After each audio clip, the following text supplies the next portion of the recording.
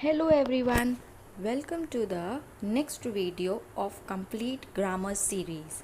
So today we are going to discuss pronouns, the second part of speech. So आप video end तक देखिएगा and अगर video अच्छा लगे देन प्लीज़ सब्सक्राइब कीजिएगा, लाइक कीजिएगा, शेयर कीजिएगा. So without further ado let's continue. Now what are pronounce.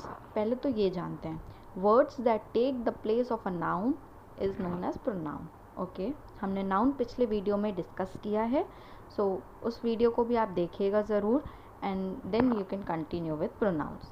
So example अगर देखो तो this is my dog Tuffy, it is 5 years old. तो Tuffy is a noun, right, और उसके लिए कौन सा प्रोनाउन यूज़ हुआ है? It. So this is the example. Now there are various types of pronouns. Okay, first is personal pronoun, relative pronoun, interrogative pronoun, distributive pronouns, demonstrative pronouns, indefinite pronouns, reflexive pronouns, and the last but not the least, possessive pronouns. So ये हैं हमारे types of pronouns. तो ये total 8 हैं. Okay, तो remember that. Let's continue with the description and introduction to each and every type of pronoun. पहला personal pronoun. अब इसका definition देखते हैं. It takes the place of nouns and are classified into 3 groups, that is first person, second person and third person pronouns. ठीक है. So simply personal pronouns are the pronouns which take the place of nouns. अब इसमें table समझते हैं. यहाँ पे 3 cases हैं, nominative case, objective case and positive case. फिर उसके बाद फर्स्ट पर्सन, जैसे कि मैंने बताया personal pronoun divide into 3 parts, first person, second person, third person. तो पहले तो हम ये केस समझते हैं कि केस होते क्या हैं. नॉमिनेटिव केस वो केस होता है जहाँ पे प्रोनाउन हमारा सब्जेक्ट होता है. ठीक है, किसी भी सेंटेंस में जब प्रोनाउन सब्जेक्ट होता है तो वो नॉमिनेटिव केस होता है. ऑब्जेक्टिव केस वो होता है जिसमें प्रोनाउन हमारा ऑब्जेक्ट की तरह काम करता है, ना कि सब्जेक्ट की तरह. ठीक है. और पोजेसिव जहाँ पे pronouns are use to show some possession और ओनरशिप. ठीक है. तो अब यहाँ पे देखते हैं फर्स्ट पर्सन की अगर हम बात करें तो नॉमिनेटिव केस में सिंगुलर प्रोनाउन जो यूज़ होगा वो है आई. ठीक है. और उसके प्लूरल होगा फॉर्म वी. ऑब्जेक्टिव में singular me, plural us. Positive में my, our, mine, ours. Second person अगर सिंगुलर है तो यू. यू का प्लूरल फॉर्म भी यू होता है, यहाँ पे भी सेम है you and plural form is also you. Your, your, yours, yours. Then third person में देखो तो ही, शी, इट. प्लूरल क्या हो जाएगा उसका? दे. हिम, हर, इट तो प्लूरल हो जाएगा देम. हिज, हर, इट्स तो पोजेशन शो करेगा, means their. And his, hers, its, theirs. तो ये टेबल को अच्छे से पढ़ेगा बिकॉज काफ़ी इंपॉर्टेंट टेबल है ये. ओके. अब पर्सनल प्रोनाउंस के बारे में और कुछ जानते हैं. The personal pronouns that take the place of a noun must conform to the person, number and gender of the noun it replaces. Very important point. Example से बहुत अच्छे से समझ में आएगा. Like Rashmi is sick. She won't attend the class tomorrow. So Rashmi is a female. Okay. She is a female. So यहाँ पे she use हुआ है. अब अगर हम ऐसा बोल दें Rashmi is sick, he won't attend, so that will be wrong. So the personal pronoun which you use should conform to the person, number and gender of the noun. Okay. Second example देखते हैं. The doors are locked. They will not open now. Are you getting it? तो आपका noun जो होता है उससे relatable होना चाहिए pronoun. Okay. Now second thing, 2 or more nouns and pronouns connected with and. ठीक है. When 2 or more nouns, ठीक है, when 2 nouns joined by and refer to 2 separate people or ideas. Okay. The plural they is used after the latter noun. The definite article the is used before each noun. So this is a rule. Simply एक rule है कि अगर 2 या मोर 2 से ज़्यादा nouns या pronouns and के साथ connect हो रहे हैं, वो 2 separate people और ideas को refer करते हैं. So the plural they is used after the latter noun. Latter noun मतलब जो बाद वाला नाउन है, उसके बाद हम दे यूज़ करेंगे and the definite article the is use before each noun. ठीक है, ये बस छोटा सा स्टेटमेंट है, अब इसको आप समझिएगा एग्जाम्पल्स के थ्रू। ठीक है, like example is the girl and the women stood at the door, they refuse to come in. तो मैंने क्या बताया था, दो नाउन। ठीक है, तो पहला गर्ल हो गया, दूसरा विमेन हो गया। दोनों नाउन के स्टार्टिंग में हमने द लगाया है, the girl and the women. ठीक है, स्टूड एट द डोर, और उसके लिए हमने कौन सा प्रोनाउन यूज़ किया, दे। तो बस यही रूल था, ईजी था ना। नेक्स्ट समझते हैं point. When a pronoun is use to refer to two distinct people, nouns or pronouns, it assume the first or the second person plural and not the third. Okay, example देखते हैं, he and you have been assigned your duties. Okay, तो he and you दो distinct people हैं, right? Then he and I are rehearsing our dialogues. ठीक है, देखो ही and you को हम प्लूरल समझ रहे हैं, हैव यूज़ किया है, आर यूज़ किया है, यहाँ पे इज़ नहीं यूज़ किया है। ठीक है, सो इस चीज़ को ये पॉइंट डिस्क्राइब करता है। Now next point, when two or more nouns or pronouns are connected with or nor, a singular pronoun is used. बहुत अच्छे से समझिएगा एग्जाम्पल के थ्रू। देखो, ईदर प्रीति और गीता, यहाँ पे प्रीति और गीता क्या है, हमारे नाउन्स हैं। तो टू नाउन्स, ठीक है, are connected with or nor, तो यहाँ पे और है। ठीक है, सो प्रीति, ईदर प्रीति और Geeta. Singular pronoun is used, singular pronoun है हैज़। अभी उस टेबल में मैंने समझाया था ना कि has is a singular pronoun and have is a plural pronoun. So मैंने यहाँ पे सिंगुलर यूज़ किया, राइट। सो वही वो पॉइंट बोल रहा है कि अगर दो या दो से ज़्यादा नाउन्स कनेक्ट होते हैं और के थ्रू, तो हम सिंगुलर प्रोनाउन यूज़ करते हैं। ठीक है, next example is neither Preeti nor Geeta has to lend a bag, नॉर्स। Now next point, it is used. अब जो ये प्रोनाउन होता है इट, वो कब यूज़ होता है, to indicate inanimate objects like stone, book, glass etcetera. Inanimate objects which are not alive. ठीक है, तो उसके लिए हम इट यूज़ करते हैं। Second is to indicate infants, kids and animals if gender is not specified. ठीक है, then to indicate the preceding statement, okay, and to indicate a noun or pronoun that comes after. तो इन cases में हम pronoun it use करते हैं। Now there is one exception. हमने ये पॉइंट समझा था अभी। ठीक है, इसमें एक एक्सेप्शन है। अब एक्सेप्शन क्या है, when a singular noun and a plural noun are joined. यहाँ पे तो हम दो नाउन जो कि सिंगुलर थे उनको हम जॉइन कर रहे थे, बट अगर ऐसा होता है कि एक सिंगुलर है एक प्लूरल है, तब हम प्लूरल प्रोनाउन यूज़ करते हैं, ना कि singular pronoun. So neither the teacher is singular, nor the students its plural. तो एक नाउन, एक सिंगुलर नाउन और एक प्लूरल नाउन को और या नॉर से जोड़ते हैं, तब हम प्लूरल प्रोनाउन जो कि वर है यहाँ पे वो यूज़ हुआ है। ठीक है, so this is a very important point. ये थोड़ा सा आपको प्रैक्टिस में लाना पड़ेगा, रिमेंबर करना पड़ेगा, बाकी बहुत ईजी है। एग्जाम्पल्स इसीलिए मैंने सबके दो दो दिए हैं, so that you can understand well. Let's continue. Now relative pronouns, words use to join one phrase और क्लॉज टू अनदर। ठीक है, that are relative pronouns. Who, whom, that, which, ये सारे क्या है, रिलेटिव प्रोनाउंस है, बिकॉज ये एक फ्रेज को दूसरे फ्रेज से जोड़ते हैं। पहला है हमारा that. It is applied to animals, people and inanimate objects. Example is the book that you are holding in your hands is mine, right. He is the man that the police are looking for, right. Police यहाँ पे हमारा plural होता है, इसलिए यहाँ पे are use हुआ है, okay. Now which is applied to animals, inanimate object and at time to sentences. अभी आपको दैट और विच में डिफरेंस भी थोड़ा कन्फ्यूजन होगा बहुत से लोगों को। सो मैं रिलेटिव प्रोनाउंस का एक अलग वीडियो बनाऊंगी जिसमें ऐसे वर्ड्स जो हैं जो बहुत ज़्यादा कन्फ्यूजिंग होते हैं कि किस टाइम पे क्या यूज़ हो, उनका बनाऊंगी, तब आप उसको और अच्छे से पढ़ सकते हैं। Now example is this is the typewriter which I used and the gorilla which is in the cage will be rescued. ठीक है, तो इस तरीके से एग्जाम्पल्स हैं। थर्ड है who, whom and whose which are used in accordance with the case. ठीक है, जैसा केस होगा उस तरीके से यूज़ होगा। Who is used as the subject of the verb, ठीक है, and whom is used as the object of the verb और प्रीपोजिशन। एग्जाम्पल्स देख लेते हैं। This is the boy who fooled me, ठीक है।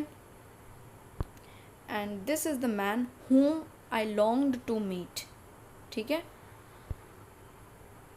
तो हु देखो यहाँ पे अगर आप समझोगे ना, who subject is used as a subject of the verb, ठीक है। Fooled me, who fooled me, है ना। और आई लॉन्ग टू मीट हमारा क्या है, ऑब्जेक्ट है, और हूम उसके लिए यूज़ हुआ है, ठीक है। It is use as the object. So ये सारी बातें हैं। नेक्स्ट एक और एग्जाम्पल मैं देती हूँ हुज का। This is the man whose life was shattered after the cyclone. Okay, so very easy है ना, बस एक बार समझने की देरी है, बाकी तो बहुत आसान है।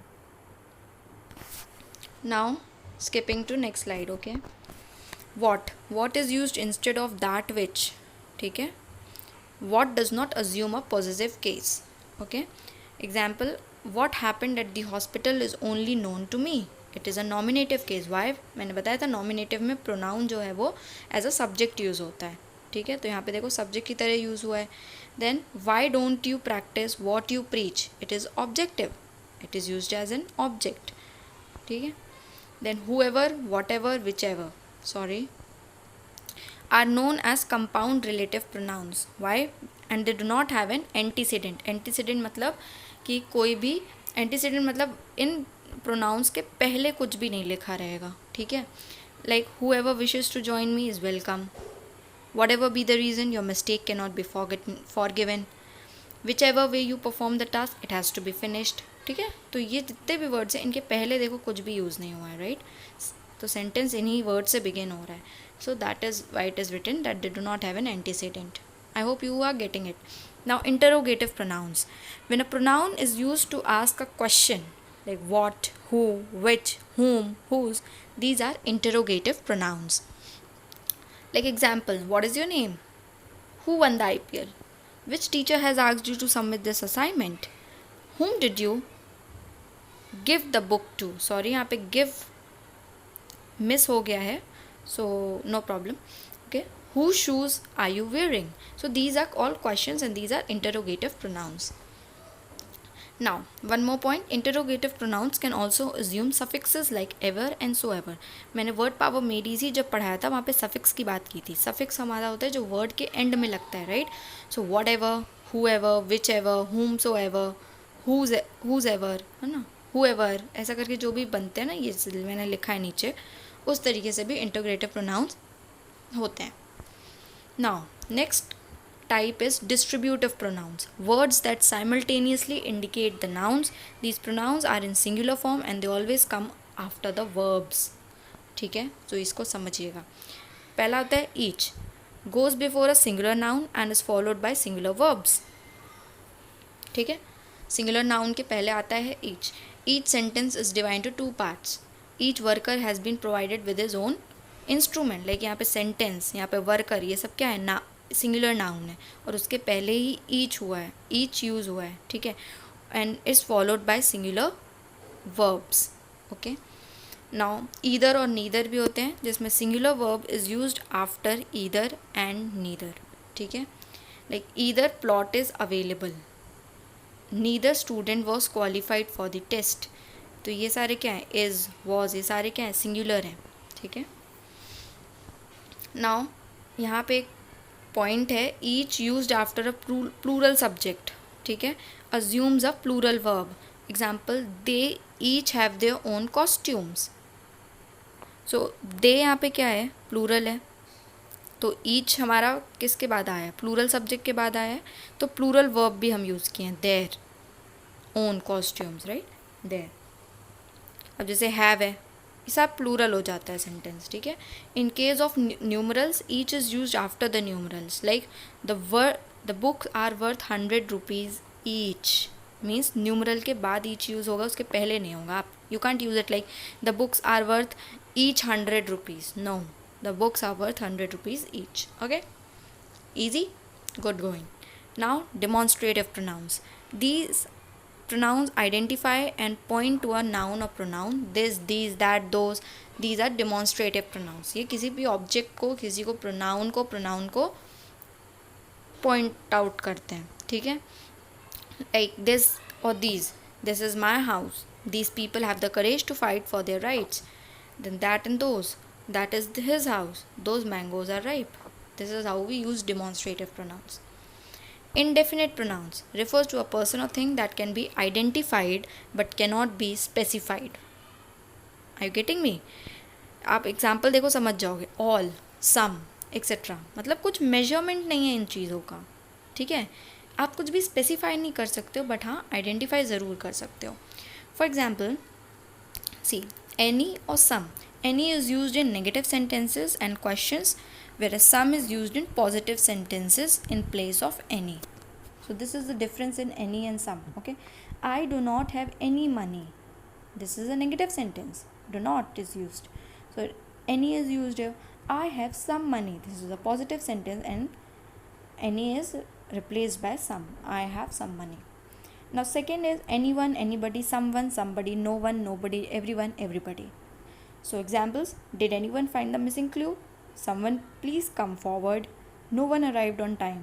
Everybody was late. This is how we use these pronouns. None. None is used in singular or plural form according to the context given. Okay. So can you give me some papers? No, there are none. तो जिस तरीके का भी case रहेगा, context रहेगा, उस तरीके से हम यूज़ कर सकते हैं. Now indefinite pronouns are followed by singular form of verb which you have to remember. For example, nobody was in the room. Nobody was. This is a singular form of verb. Okay. Was is a singular verb. Singular pronoun. Okay. Now reflexive pronouns. These are used to refer back to the subject of the sentence or a clause. Myself, herself, himself, herself, yourself, itself. ये sales वाले जितने भी हैं वो reflexive pronoun है. इनका नाम से भी समझ आता है कि रिफ्लेक्ट करते हैं. They reflect back to the subject of the sentence और a clause. Very easy examples: he has written the article himself. अब हिमसेल्फ किसको रिफ्लेक्ट कर रहा है? ही को, है ना. So this is why they are termed as reflexive pronouns. I want to do this task myself. Myself is I. Okay. Now comes possessive pronouns. Indicates the possession of a particular thing or a person. Possessive personal pronouns are my, your, his, her. Possession show करते हैं जिस तरीके से हमने possessive noun पढ़ा था. अब यहाँ पे possessive pronoun है. ठीक है. Okay. Examples हैं यहाँ पे. The patents are ours now. Ours shows possession. This book is mine. Mine is a possessive pronoun which shows possession. Now this is the point to remember. Possessive pronouns never require an apostrophe. In case of it, if one add s to it, the resulting its is a contraction of it is. ठीक है. जब हम यहाँ पे apostrophe लगा देते हैं it में, अपॉस्ट्रोफी एस, तो वो कॉन्ट्रैक्शन हो जाता है इट और एस का, जो कि प्रोनाउन प्लस वर्ब है. ठीक है. And not in the sense of positive pronoun. That's why हम कहीं पे भी अपॉस्ट्रोफी यूज़ नहीं करते हैं पॉजिटिव प्रोनाउन के केस में. लाइक आर्स है यहाँ पे, तो यहाँ पे एस के पहले अपॉस्ट्रोफी नहीं लगेगी. ठीक है. So this was all about pronouns. And if you like the video, so please like, share and subscribe for more such content. Thank you for watching, and yes, happy learning. Stay safe, stay happy, and keep learning.